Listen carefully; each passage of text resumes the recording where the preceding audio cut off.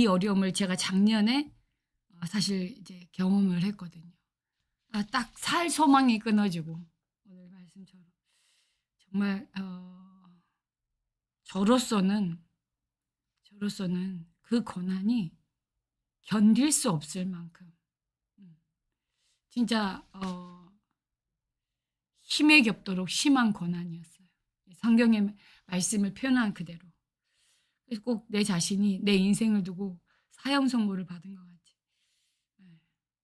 진짜 그럴 때 있거든요. 인생을 살다 보면 그런 날을 만나게 돼요. 여러분 대부분은 이렇게 환난을 당할 때, 어려움을 당할 때 실수하거든요. 착각해요. 이제 끝났다.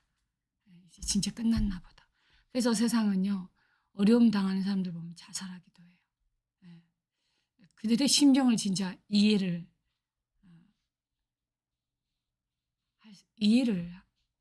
가더라니까요. 근데 대부분 또 이래요. 당장만 사람 찾아요. 이 어려움을 당하니까 위로받고 뭔가 답을 찾기 위해서 사람 찾아간단 말이에요. 근데 오늘 본문은 바울의 고백이잖아요. 바울은 하나님의 위로를 보고 찬송하리로다. 하나님의 참된 위로를 보고 찬송하리로다. 하나님을 찬송한대요. 찬송하리로다. 여러분 환난과 이런 어려움을 당할 때 두 종류의 사람이 있거든요. 이 구원받지 못한 기분 나쁠지 모르겠지만 불신자 자녀, 마귀 자녀거든요. 이 불신자들은요, 이 환난 어려움 그 자체가 멸망이에요. 그 자체가 재앙이란 말이에요. 그런데 구원받은 하나님의 자녀에게는요, 그죠? 구원받은 하나님의 자녀에게는 이 환난이 어려움이 축복이요, 위로요, 답이 된다. 여러분 10가지 재앙을 만났던 그죠? 그 이스라엘 고센 땅에 머물렀던 이스라엘 구원받은 하나님의 자녀들은요. 문설주에 피 바르고 어땠습니까? 네. 어린 양 보혈의 피 그거 붙잡고요. 전 세계 온 나라가 그죠? 사망의 권세 내릴 때 흑암으로 완전 덮일 때 그죠? 참된 위로를 받았어요. 불신자 모든 하나님을 믿지 않는 불신자들 마귀 자녀들은요. 그게 재앙이라 고스란히 받고 멸망으로 갔다니까요. 그런데 하나님의 자녀된 이스라엘은요. 어떻습니까? 고센 땅 그 피바른 그 집집마다 하나님의 참된 위로가 참된 답이 머물렀잖아요. 여러분 진짜 오늘 찬송가가 좀 이상하다 한 사람이 있어요. 이 찬송가 549장은요. 벤자민 슈클렛 벤자민 스몰크 벤자민 스몰크 목사님이 작사 작곡한 건데요. 이 549장 찬송가는 제가 작년에 이제 다리 절단을 했잖아요. 그리고 이제 다리 절단하고 이제 수술하고 나서 아직 정신 못 차리고 있을 때였어요. 딱 진짜 아까 말씀드렸던 것처럼 야 나는 진짜 너무 힘에 겹도록 심한 고난 속에서 제가 그렇게 생각했어요. 그 당시에는. 야, 나는 살 소망이 끊어졌다. 뭐냐 나는 사형 선고 받은 것 같다. 그럴 때 황간효 목사님이 이렇게 장로님과 같이 문병을 왔었는데 그때 황간효 목사님이 여러 말 하지 않았어요. 찬송가 예배를 잠깐 드리자 하더라고요. 병원이니까 뭐 크게 못 하잖아요. 아주 잠깐 휴게실도 몇 번치 않는데 휴게실 비슷한 곳에서 아주 잠깐 예배를 드리자 그래서 이렇게 드리는데 이 찬송가 549장을 이렇게 찬양하는 거예요. 그때까지도 몰랐어요. 근데 이 찬양을 딱 하고 나서 중간에 이게 딱 끊으시더니 이러는 거예요. 이 스몰큰 목사님은 사모님과 함께 멀리 신방을 가 있는 동안에 당시에 어떻게 보면은 이 기독교, 이 루터교인 기독교를 핍박하면서 이 항상 이게 질투하면서 테러를 일삼았던 이 카톨릭 교회로부터 그때도 어김없이 테러를 당했는데 교회와 사택이 불이 나버린 거예요. 그래서 이제 멀리 신방을 다녀왔는데 이게 교회와 사택도 있지만 그 사택에 두 아들들. 그래서 밖에서 놀기를 바라고 차라리 밖에서 안 들어왔기를 바라는 간절한 마음을 가지고 두 아들들을 이렇게 찾았는데 결국 새까맣게 타버린 두 아들들을 이제 보게 되거든요. 그 두 아들들의 죽음을 보면서 이게 그 유명한 독일의 30년 전쟁사가 끝난 직후에 이제 막그 34세에 이 스몰크 목사님이 사모님과 함께 열정을 다해서 이렇게 목회를 하고 있을 때였어요. 그러니 어떻겠습니까? 아들을 그죠? 살리지 못했다라는. 내가 오늘만큼은 신방을 가지 않았으면 어땠을까? 오늘만큼은 내가 좀 이렇게 집에 자녀들과 함께 있었으면 어땠을까? 막 이런 여러 가지 죄책감과 함께 괴로워하다가 있는데 이 찬송을 주죠. 주 뜻대로, 주 뜻대로. 제가 이 찬양을 549장을 이렇게 딱 부르게 이제 그날 그러고 나서 이제 마지막 절까지 이렇게 딱 부르는데 그렇게 알고 나서 이제 이 찬양을 부르니까 내 주여 뜻대로 행하시옵소서. 온몸과 영혼을 다 주께 드리니 이 세상 고락간 주 인도하시고 날 주관하소서. 주 뜻대로 행하소서. 큰 근심 중에도 낙심케 마시고 주님도 때로는 울기도 했으니 날 주관하셔서 뜻대로 하소서.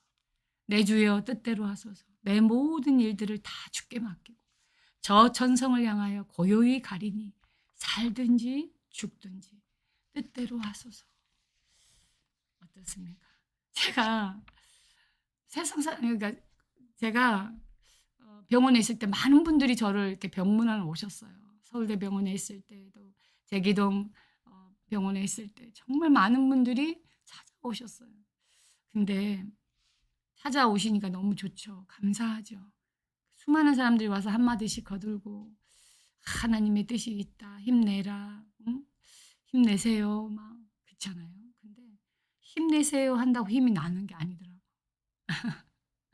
굉장히 어려운 시기를 다 가고 있는데 그때 이제 이 신방 때 주셨던 549장 찬양을 통해서 하나님의 뜻대로 내가 살든지 죽든지 하나님의 뜻대로 살겠노라 했던 그 예전의 내 모습을 이렇게 생각하게 되면서 그때 주께서 완전히 맡기고 소망의 언약을 붙잡으라는 오늘 본문의 말씀처럼 소망의 언약을 붙잡으라는 말씀이 이렇게 마음에 와닿는 거예요. 그러면서 그래 내 인생이 아니라 이건 하나님의 것인데 나는 주의 종으로 하나님의 종인데 하나님의 절대 주권을 내가 믿고 하나님이 나에게 행하시는 것을 놓고 인도받아야 되지 않겠냐. 그러니까 대부분 사람들은 그런 건 아니에요. 일반 성도들은 그냥 막 감추고 숨기고 속으로는 그랬는지 모르지만 그래도 별 표현 안 하고 그냥 따뜻한 말 한마디씩 기도해 주시고 가신 분들이 많았는데 이제 목회자들은 오시면 메시지를 주시고 가잖아요.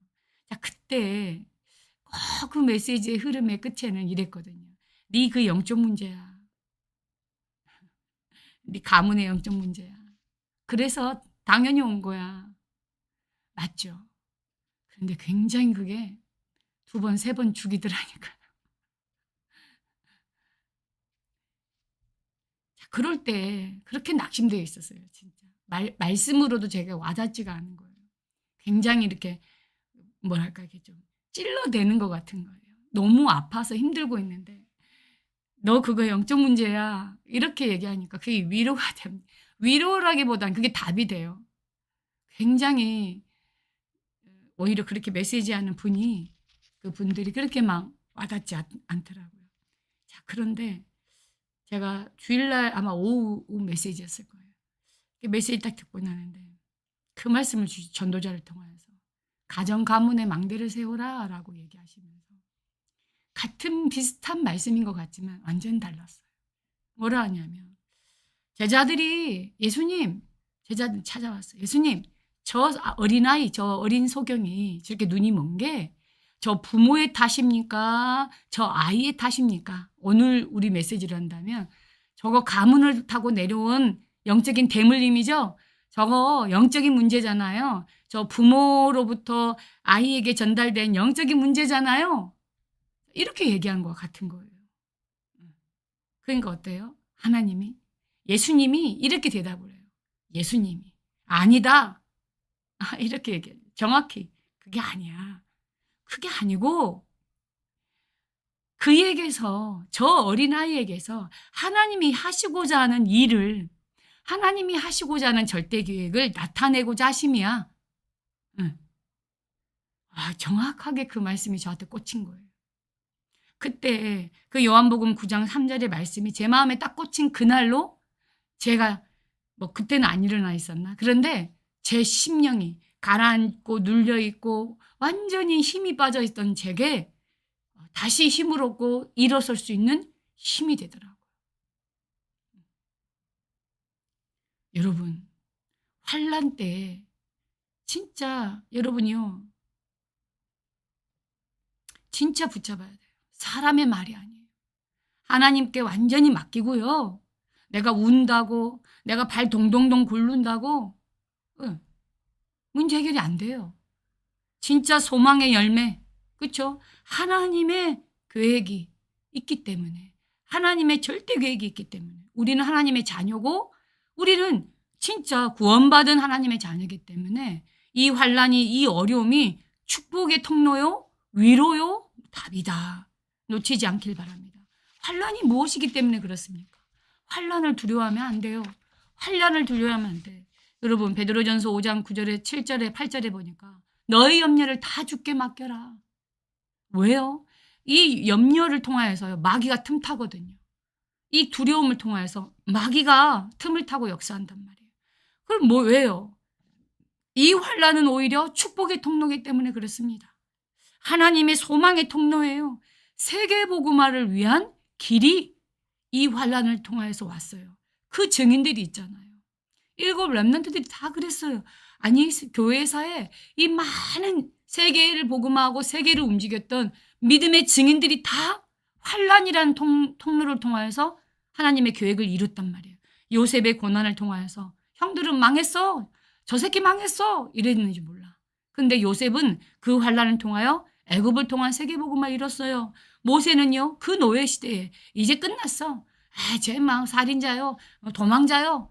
제 인생 끝났구나. 아니요. 광야에서 그 어려운 시기를 통과할 때 진짜 하나님의 음성이 들리면서 하나님의 말씀 언약으로 붙잡았어요. 그죠? 피제사를 드리게 하랴.